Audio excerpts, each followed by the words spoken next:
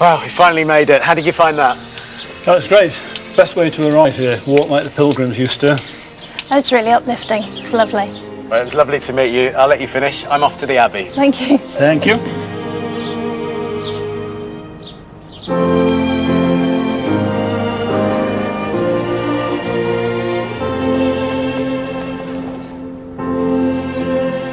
Well, I finally arrived at the famous Abbey at Mont Saint-Michel, and I'm getting a real sense of what it's been like for pilgrims over the past 13 centuries. After the long journey, you arrive at this vast building. It's breathtaking, and it's humbling.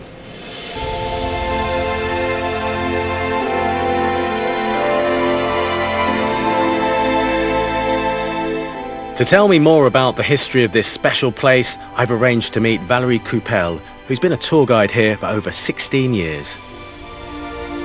Ah, so that's St. Michael and St. Aubert. Exactly, yes. This sculpture represents the révélation, the apparition of Michael to Aubert in 709. And what's happened to St. Michael's face?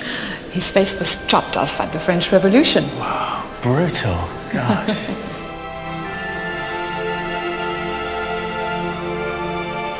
At the French Revolution, the monks had to go away, and for 200 years, almost 200 years, there was no order here, no religion.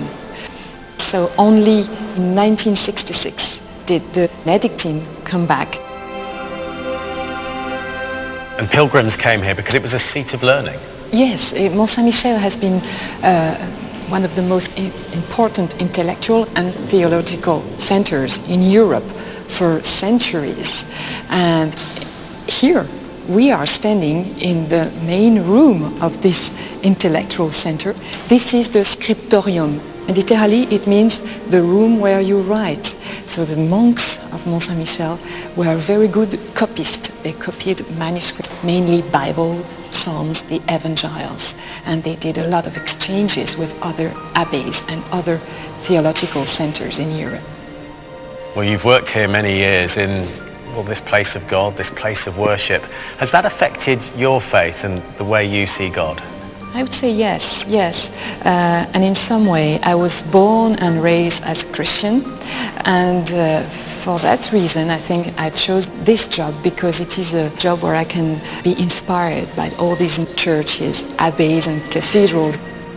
They inspired me. They inspired my faith. And now a hymn which captures the long spiritual history of this extraordinary place, Angel Voices Ever Singing.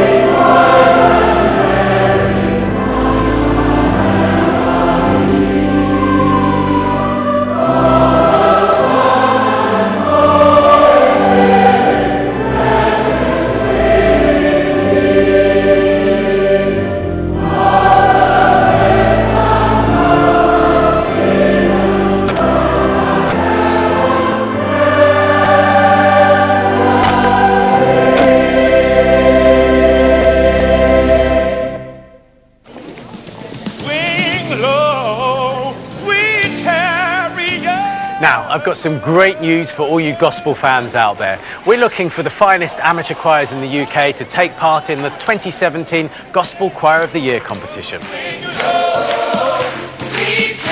For the finalists, this will be an opportunity of a lifetime. To find out how to enter, go to the Songs of Praise website where you'll find details and the all-important terms and conditions.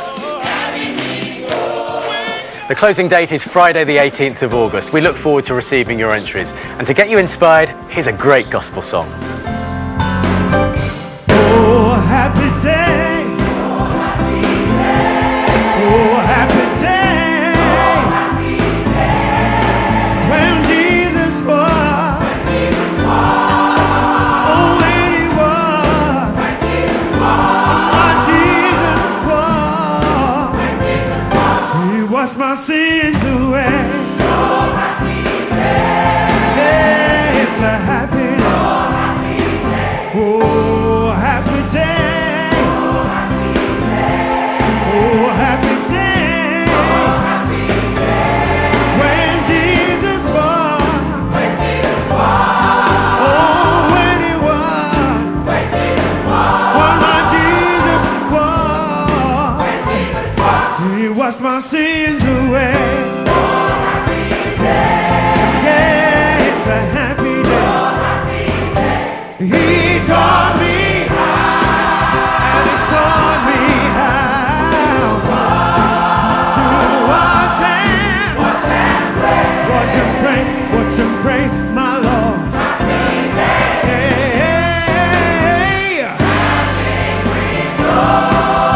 and live rejoicing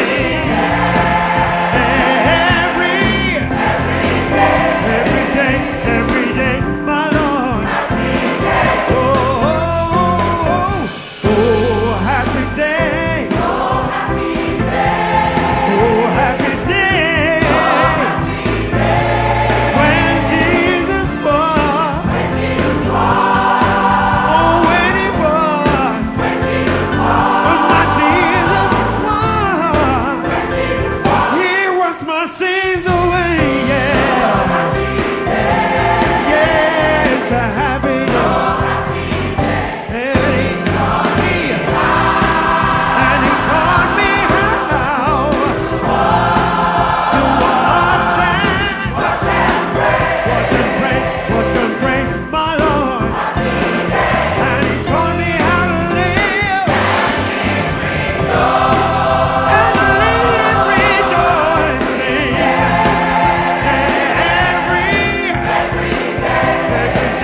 every day, my Lord.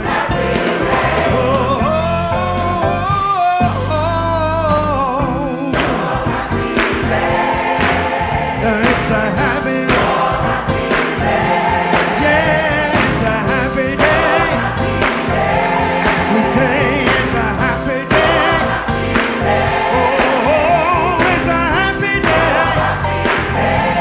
Hey, it's a happy day. Oh, it's a happy day.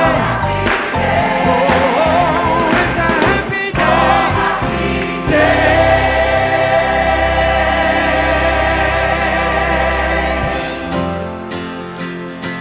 Well, I hope you've enjoyed our visits to France and to Cornwall.